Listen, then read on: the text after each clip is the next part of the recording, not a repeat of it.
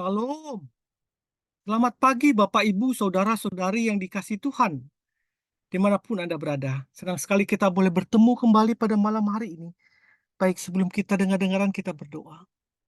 Segala puji, hormat, dan syukur kami naikkan ke dalam tangan-Mu ya Tuhan, karena penyertaan dan kasih setiamu yang selalu baru setiap pagi. Hari ini Kau berikan lagi hari yang baru buat kami. Kami percaya Tuhan ada maksud yang terbaik yang Tuhan akan berikan kepada kami. Untuk itu Tuhan beri kami hikmat, marifat, kekuatan dalam menjalani hari ini melalui firman-Mu. Di dalam nama Tuhan Yesus kami berdoa. Amin. Kelihatan dari buahnya. Landasan firman Tuhan diambil dari Matius 7 ayat 16 dan Matius 7 ayat 21. Dari buahnya lah kamu akan mengenal mereka. Dapatkah orang memetik buah anggur dari semak duri atau buah ara dari rumput duri? Ayat 21. Bukan setiap orang yang berseru kepadaku, Tuhan, Tuhan, akan masuk ke dalam kerajaan surga, melainkan dia yang melakukan kehendak Bapa-Ku yang di surga. Ada sebuah fabel cerita yang mengisahkan tentang seorang yang memiliki cincin bertatakan batu opal yang indah. Cincin itu memiliki khasiat yang bisa membuat siapa saja yang memakainya akan memiliki watak yang lemah lembut. Siapa yang memakainya akan berlaku benar dan disayangi orang. Cincin tersebut warisan dari leluhur yang sudah turun-temurun dari generasi ke generasi, dari waktu ke waktu. Ya, khasiat cincin tersebut sudah terbukti. Pemilik cincin punya 3 anak. Tapi ia bingung kepada siapa di antara ketiga anaknya yang ia harus wariskan cincin tersebut. Sang ayah pun mencari 2 cincin lain yang bentuknya persis sama dengan yang cincin asli. Menjelang ajalnya, ia memanggil ketiga anaknya masuk ke kamar secara bergilir. Ia memberikan kepada mereka masing-masing sebuah cincin, kemudian menasihati mereka. Pada saat ketika anak itu mengetahui bahwa mereka masing-masing mempunyai cincin, timbullah perselisihan tentang manakah cincin yang asli. Kemudian perkara ini dibawa kepada seorang hakim yang bijaksana. Ketika sang hakim memeriksa cincin, ia juga tidak berhasil mengetahui mana cincin yang asli. Saya memang tidak bisa menentukan cincin mana yang asli. Tapi kalian bertiga pasti bisa membuktikannya, kata sang hakim. Bagaimana mungkin?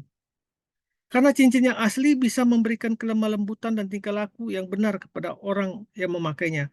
Maka saya dan semua orang di kota ini akan tahu siapa yang memakai cincin asli apabila dia berkelakuan dengan yang sesuai, lemah lembut dan baik hati, dengan cara-cara hidup yang baik. Karena itu pergilah dan jadilah orang yang lemah lembut, berlakulah benar, baik, dan adil. Siapa yang bersikap demikian, dialah yang memakai cincin asli. Bapak Ibu yang dikasihi Tuhan, apa makna dari cerita fabel ini?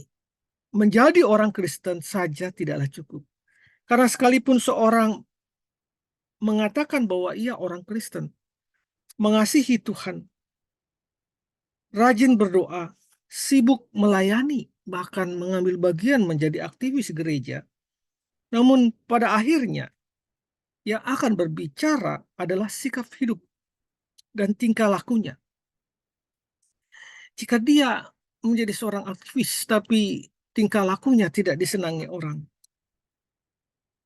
tentu sia-sialah semua pelayanannya. Matius 7 ayat 16 berkata, dari buahnya lah kamu akan mengenal mereka. Dapatkah orang memetik buah anggur dari semak duri atau buah ara dari rumput duri? Orang Kristen yang sesungguhnya adalah dia yang bisa memperlihatkan buah-buah pertobatan. Dan bukan orang yang hanya mengaku Kristen tetapi tidak memperlihatkan gaya hidup yang diajarkan oleh Yesus. Mungkin kita bisa berargumentasi tentang keyakinan iman kita dan memakai ayat-ayat Alkitab untuk meyakinkan seseorang bahwa kita adalah benar. Kita bisa mengatakan bahwa Yesus berkuasa melakukan segala perkara. Tetapi jika mereka tidak melihat kesesuaian di dalam sikap hidup kita, maka apa yang kita lakukan hanyalah seperti anak panah yang meluncur namun tidak mengenai sasarannya.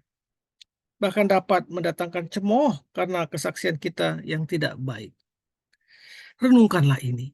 Terlebih aktivitas guru-guru sekolah minggu, pendeta, yang terlalu banyak menghabiskan waktunya di dalam pelayanan. Mari kita berdoa. Tuhan, tuntunlah hidupku melalui Roh Kudus-Mu, agar aku dapat memancarkan kasih-Mu dan menghasilkan buah-buah pertobatan. Dalam nama Tuhan Yesus aku memohon. Amin. Sebuah khotbah akan semakin kuat dan diteguhkan jika didukung dengan sikap hidup yang benar. Selamat pagi, selamat berkarya. Tuhan Yesus memberkati. Amin. Amin. Amin.